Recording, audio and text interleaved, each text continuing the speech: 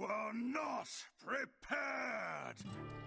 Alrighty, time for another top 5 with Kris 05. In this video, again, I will give you the best performing decks out there with which you can reach easy legend. I'm gonna show you all of the working archetypes for each different class, but I'm gonna go into specifics for the 5 best performing decks. So if you still haven't subscribed to the channel, what are you waiting for? I really think these are one of the best top 5s you can be getting out there, especially for free. So yeah, drop a like if you enjoyed the video, and let's check out the decks. The first deck on the list has to be Rogue again, and yeah, Thief Rogue is still killing it. Thief Rogue has been absolutely crushing the top legend meta right now, and it's doing pretty fine in the lower ranks too, as long as you don't have an absolutely garbage RNG with it. The deck is extremely powerful and it tempos out a ton of stats in the early game, but it also has some cool OTK potential in the late game as well with Mistress Smite and Edwin. It is jam-packed with tempo cards, and if the game is not going your way, you have scabs to basically reset the game and start over. A lot of versions are fitting in an extra Viper in this, because there's a lot of Poison Rogue out there as well. So if you're looking to change something up, I would say SI Extortion is the card you're switching, so you can include something like Viper, and that is gonna help you against those Poison Rogue matchups, as well as against Libram Paladin too. An interesting thing about this deck is, actually, if you turn into a mage in the beginning of the game, if you top deck your Wand Thief, or also Jandis if you're running that, that is actually not gonna be discounting your Wild Pog Gnoll, and that is pretty bad for you. So it is actually a pretty bad class to get disguised with. You can check out my detailed Thief Rogue guide, as well as some of my games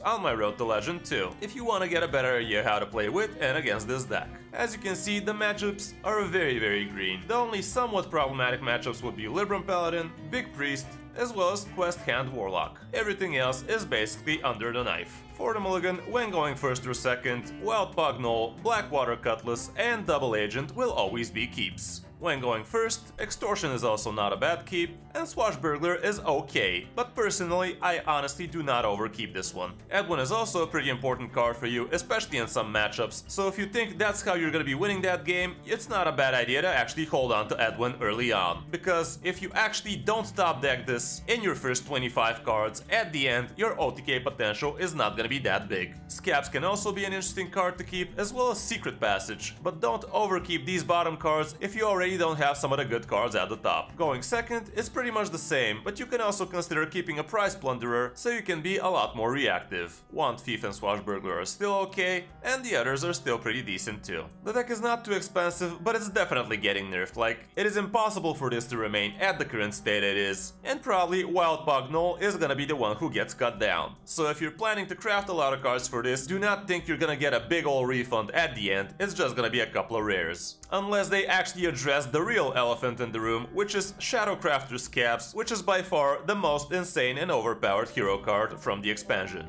For other good rogue archetypes right now, Poison Rogue would be the second best, and there are all kinds of different versions with it, even ones that include Gnolls. Quest Warlock is also still pretty powerful, and we still have Cute Rogue barely scraping above 50%. Everything else is a little bit under 50, so it's probably not gonna be that good of an idea for ya.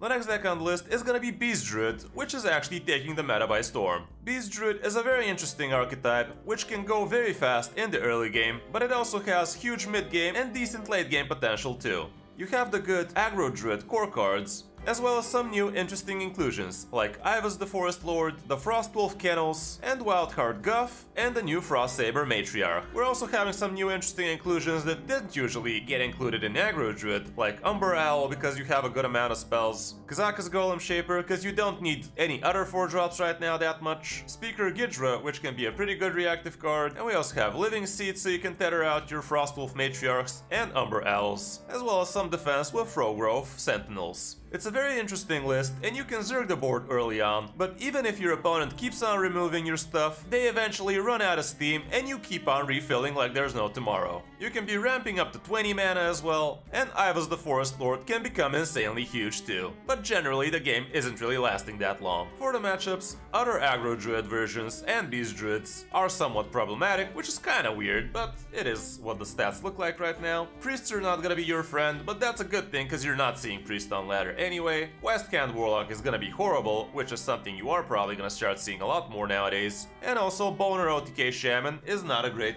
matchup for you, but it's not very popular, even though it's pretty powerful. For the mulligan, keeping your Peasant, Frostwolf Kennels, and Sentries is generally a good idea. Also, Druid of the Reef makes a lot of sense. And apparently Adorable Infestation is way high, even though I wouldn't really be keeping this if I already don't have something I want to be giving it to. Nature Studies is also decent so you can curve out faster, and Oracle of Elune can be pretty good for you as well. But again, make sure to have a decent game plan for her. Going second, it seems like pretty much the same deal. But as you can see, the Frost Saber Matriarch becomes a lot more keepable. You also keep your Sentries, which are good defensive tools, but you're also actually summoning a couple of beasts, which cuts down the Frost Saber cost. But yeah, it's basically the same thing. Try to curve out well. Shocking. Overall, it's another not so cheap deck, with 4 legendaries included in here. But right now, it really feels like a very solid deck. So if you're looking to play Druid in a little bit of a different way, this might be the deck for you. Other than that, Clown Druid is still okay, Drekthar Aggro Druid is still pretty good, and we also have Ram Druid, which is not bad as well. There are other interesting lists at the bottom of the win rates, but they're a lot harder to pilot, so I'm assuming if you actually know what you're doing with those, you're gonna have better chances of winning. But since a lot of people that don't actually know what they're doing with it still play those decks for fun, it's really dropping the win rates a lot lower. On the number 3 spot, we have the blast from the past, Quest Hand Warlock, which for good or bad is here to balance the meta, because Thief Rogue would be going rampant if these are not back. And same goes for Aggro Druid for that matter. Quest Hand Warlock didn't get that nerfed by the last wave, but you're still gonna get a little bit of a less healing with this one. You have the cool new Full-Blown Evil as a good line of defense for you, so you can really remove some awkward boards in the early game, but the rest is pretty much the same. We don't have that big a sample size just yet, but Face Hunter is generally not gonna be that good for you. But as you can see, Libram Paladins, Quest Warriors, and Thief Rogues are gonna be great matchups for you, and same goes for the Druid list, by the way. Here's a little more populated list where you can get some other stats too. Fell Demon Hunter apparently is not gonna be that great, and same goes for Clown Druid. Mazaki Mage and Quest Mage are gonna be your real downfall, and same goes for Poison Rogue, so make sure to find some room for Vipers if you're really seeing these too much. And Aggro Elemental Shaman is not that hot for you as well. I'm gonna use the more populated list to show you some mulligans as well, and this is what it looks like when you're going first. You basically want some good card draw and your good removals, and when going second, it's not much different. But here you can also keep an Acheron. Again, 4 legendaries, 4 epics, so not too cheap, but very effective. I'm not sure they're gonna be nerfing this one anytime soon again, so you should be probably safe by now with it. For other good Warlock decks, you're gonna have to dig a lot lower to find Control Warlock being at barely 50%, so no, just no. Quest Hand Warlock or bust. On the number 4 spot, we still cannot go with a top 5 without Libram Paladin included in there.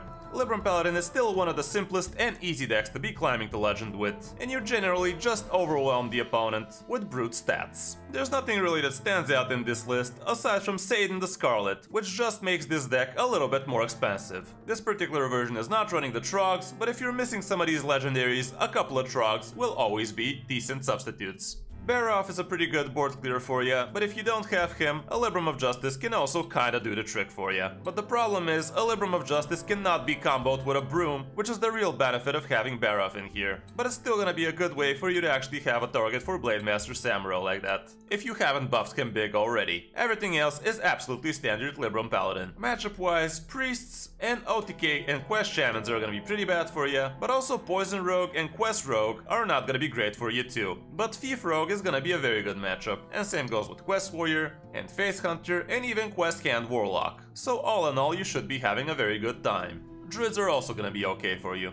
Mulligan wise, when going first and second for that matter, Eldor Attendant is always gonna be MVP. Carol is also not a bad thing to be keeping even when going first, and same goes with Samuro, because it's a very good board stabilization tool. Knight of the Anointment is pretty fine. I would never be keeping Varian, like what are these stats, like who does this? Carol Rome is pretty good because you remove something while sticking something and discounting your stuff. And with this list we're also running Murger, so you can keep that as well. When on the coin, it's basically the same, but also your Librams of Wisdom become a lot more keepable, especially if you already have the Attendant. Same goes with Hand of a Doll, but make sure not to be keeping more than 1 buff. Carol's still pretty strong as well as Samuro. The Vindicator I would always be keeping, and again, Varian, like seriously, is anybody realistically keeping this guy? All in all, this is one of the most expensive lists out there right now, but it has been a meta deck for the last like 24 months, like seriously. As soon as Librams got a little bit buffed, this deck has been in the top of the meta like forever. And every new expansion just kept on giving it good legendaries, so yeah,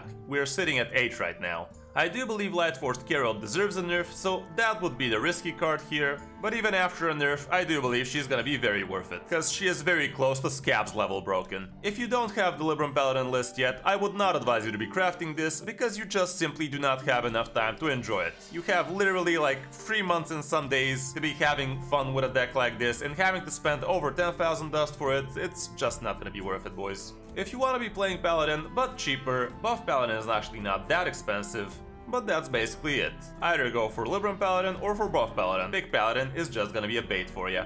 And the last deck on the list, again, obviously has to be Quest Warrior, because it is still broken. Quest Warrior is another very simple deck to be playing with, and to be climbing to Legend with as well, because the game plan is just brutally obvious. You keep on spamming pirates, and no matter how you misplay with those, generally you will be winning more than you're losing. The quest rewards are just too powerful, and you also have the Fast Cannoneer, which is probably the most broken card, sitting at 3 mana. This list is jam-packed with pirates like they all do, but you also have Man the Cannons, I'm assuming so you can fight a little bit better against the new Beast Druids. You also have 1 Provoke, which should be working well for you against Thief Rogues and against Druids, but the rest is just standard pirates. Matchup-wise, you can see that some of the Druids are not gonna be that good for you, including the new Beast Druid. Bear Hunter is not gonna be great for you as well, but that is not something you're gonna be seeing too much of. Big Paladin, Buff Paladin, and Libram Paladin all are gonna be not great for you, and same goes for Quest Hand Warlock, Freeze Shaman, and Cute Rogue. Even though I gave you so many bad matchups here, let's not forget this is a super populated sample size, and everybody and their grandmother is playing this deck, so yeah, keep in mind, the better you are with it, the better you will have the results here. For the mulligan, obviously always keep your good,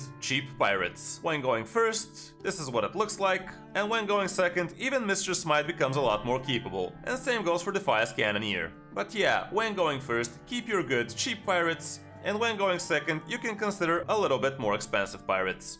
The deck is not expensive at all, and you probably have Mistress Smite from the mini set anyway, so all in all, it's a pretty good, cheap, and simple solution for easy ranks. Warrior simply does not have anything else to look forward to right now, and even though some people tried some Control Warrior action, it's just not working yet. Not in this meta at least. So that's it for the top 5, let's check out the classes we haven't mentioned, including Hunter, which honestly could have been in the top 5 in the place of any of these decks, but there just wasn't enough room. Face Hunter is still smashing face, and personally I would advise you to play the version with Trame Crescent and Ram. There are also versions with the Bloodseeker, and also actually Secret Hunter and Bear Hunter are doing fairly well, but Face Hunter is just better. With Mage we have Mazaki OTK Mage at the top, and that is the best performing deck you could be choosing for Mage, especially in High Legend. Ping Mage is also doing okay in lower ranks, but Ping Mage ain't doing that great in Higher Legend, so keep that in mind. For Priest, Quest Priest has a very low sample size, but is performing pretty well. Aggro Shadow Priest ain't doing that bad, Big Priest as well.